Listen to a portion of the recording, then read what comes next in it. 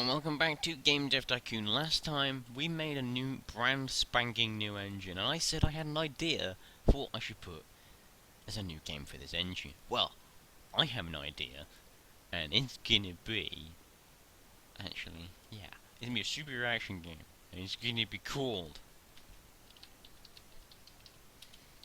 because we're the kings of stupid titles here. Who is Bertman? What is his purpose? How does he keep his tidy white so sparkly clean? Nobody knows, that's the answer. Question of the day, who is Bertman? I'm going to use Miller Base, because Miller Beasts are great, and also military bases can't fit in this dialogue box. And we're going to actually have a 3D graphics. So I'm 2D to be in 3D. Bertman begins, let's do this.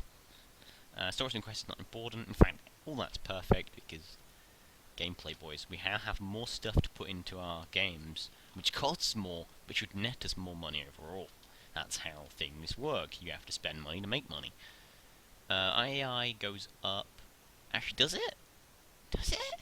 I don't know. I think AI in this action game has been on the level design because it's a superhero-based thing. And if Superman 64 is only to go by, level design isn't important. Question of the day.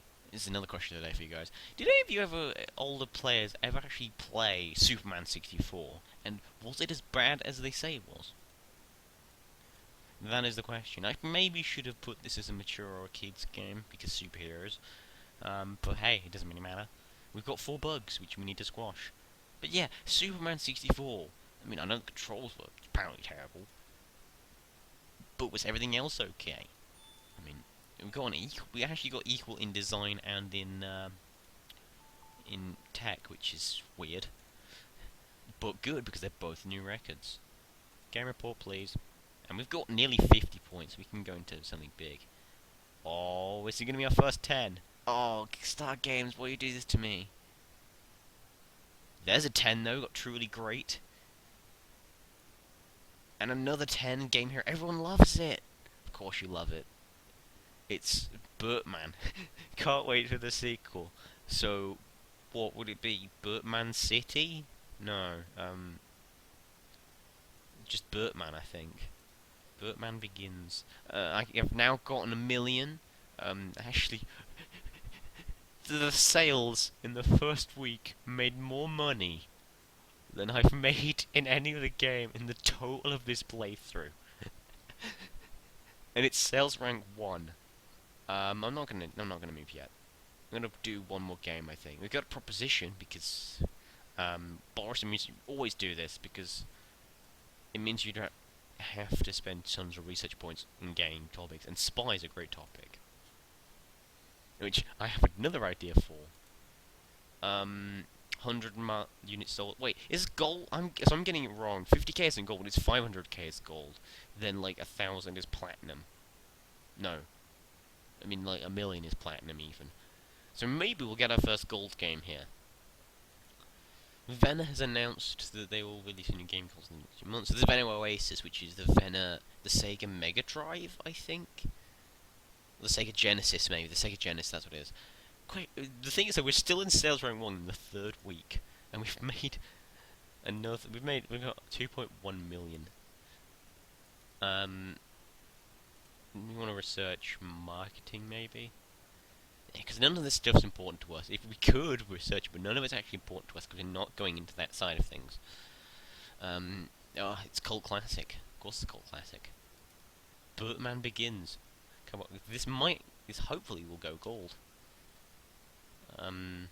It might not though. I don't think it's quite got the stick. I think it's quite got the stick. But now we've gotten marketing, we can actually market games. Time travel. Oh, time travel is such a great topic, isn't it?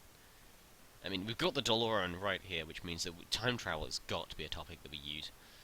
I've actually never been able to do it in any of my other playthroughs, time travel. It's never appeared, surprisingly.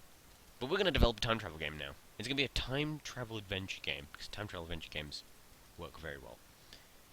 That's an RPG for a start. I think it should just be for everyone. On the platform. Adventure games work well. Do you want to try on the TES? I feel like we do. Um, and of course, no, not yet, not yet. Sorry. This will. Okay. I've got a plan for later on with time travel, but I'm not gonna use it yet. Um, it's not a very good title, but Run Through the Ages is a game where you are a person and you are basically sort of, it's like Bit Trip Runner but with different time periods. Okay, it's like a platformer, but going through different time periods. So you have to like do like King Henry VIII. There's a boss, things like that. Stories and quests. I think they're quite important. Engine, not really important, but we'll have it like that. And look at our beautiful stuff here. We're gonna add it anyway because it makes our game sell more because it's a better game.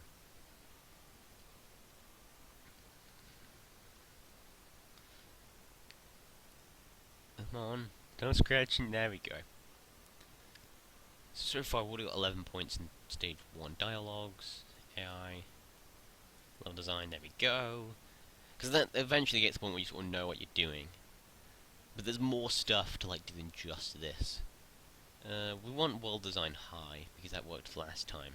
Graphics, but sound is still kind of important, so we can have it there.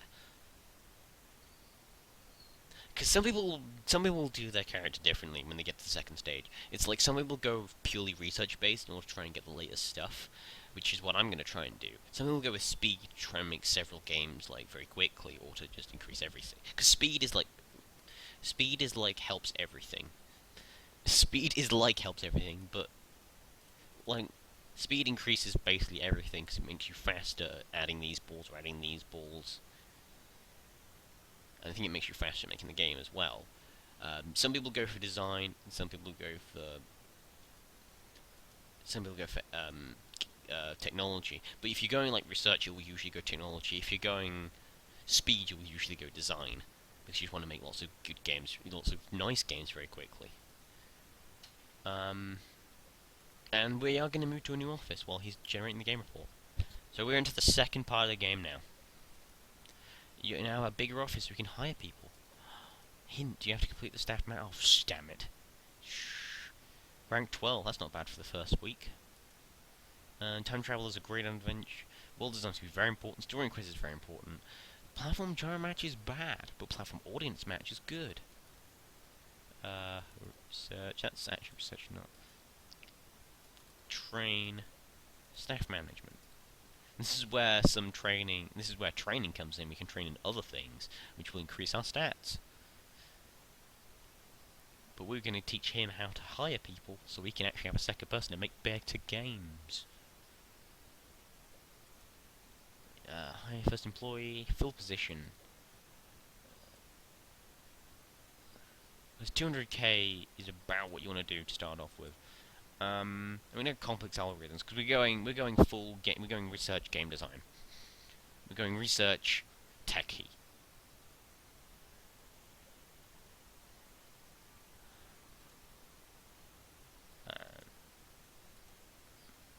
So I think we want that going because his research is the highest, and his speed is quite good as well. And we train you to do the staff welcome training, and we can train you to do. Because coding complete is. Don't repeat yourself is speed. Coding complete, I think, is the research one. Run through the ages and aftermarket. It generated 3. That's not too bad. I need to check what increases here. It's technology, okay. That's alright. Train. Make me think. Well, I think make me think is research. Because we need to catch up to her, who, her name's Erica Robinson, so we need to sort of figure out, we need to catch her up in the old techie department.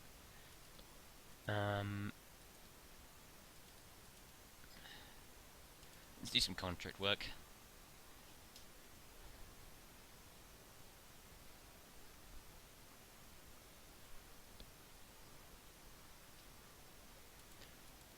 Let's do another contract work because she's sort of flagging a little bit. Actually, let's do some research, shall we? Project management, nah. None of this stuff's really important to us, so I'll just do another contract work, I guess. Hopefully by the time he's finished doing that, she'll have finished, and we can actually get on and finish this up. Okie dokie, there we go. Now let's start developing a new game, shall we? 2 people, this should be interesting.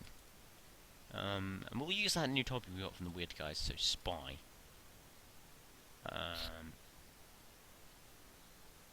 Actually, not spy. Let's go with the...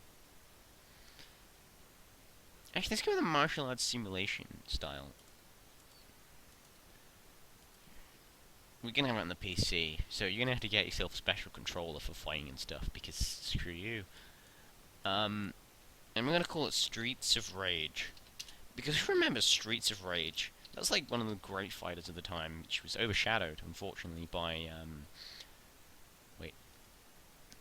Street Fighter, I think. It's gonna be premature because it's gonna be blood, because you can be punching someone's guts out. And it's gonna be in 3D, because I just decided to put it in 3D, your point? Don't question me.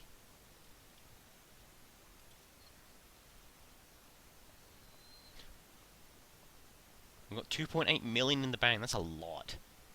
Even for like this stage, that's a lot. AI. Dialogues is really not important.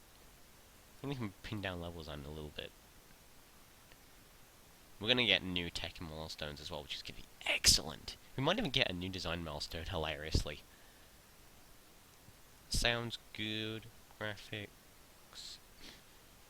Because it's like, world design isn't really important for martial arts. Because it's just like, it's similar side-scrolling fashion. The Super Tez is out now. I'm waiting for the N64 era, which was beautiful.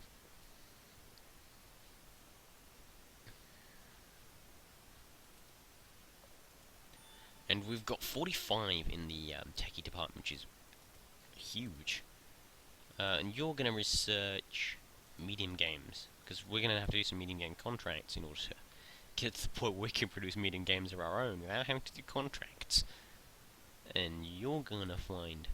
No, you're not going to find a contract work, because that requires a lot of design, and you don't have a lot of design. So Streets of Rage is a 9. Ooh, this could be good. This could be the game that sort of makes us even more money, because money is very important. And the game that I have in mind that will be our bestseller, no, just warn them. I'm not a dick. I mean, I could if I wanted to go full Activision, but we're just gonna warn them, because that means then you get more fans, and fans are more important than money, because fans equals money. Which is what lots of game development companies don't seem to understand. Martial arts and simulation is a great combination. Sound to be quite important. Yeah, because you've got to have the sounds of yeah, wah. So we actually did quite well on that. There's some additional insights. She's still new to the team. I know she's still new to the team. It's fine though. Sales rank 20. Actually, not selling that many units. Actually, surprisingly. Oh yeah, because illegal copies, it's not going to sell as well as it should. Yes, so you can now do publishing contracts. Thank you, Jasmine Droke. Let's see. But we're now going to look at our game history. So, we're going to start from... I think the last game... We're going to start from Viewful Joe, which was terrible, wasn't it? I mean, it still made us a little profit.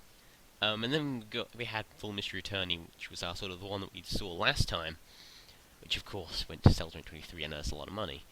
Then we have Safety Dance, which gave us not quite as much, but that was because the ordinance wasn't correct, I don't think. The Leg of Lonk, which is arguably our bestseller ever. Not really, but it should be.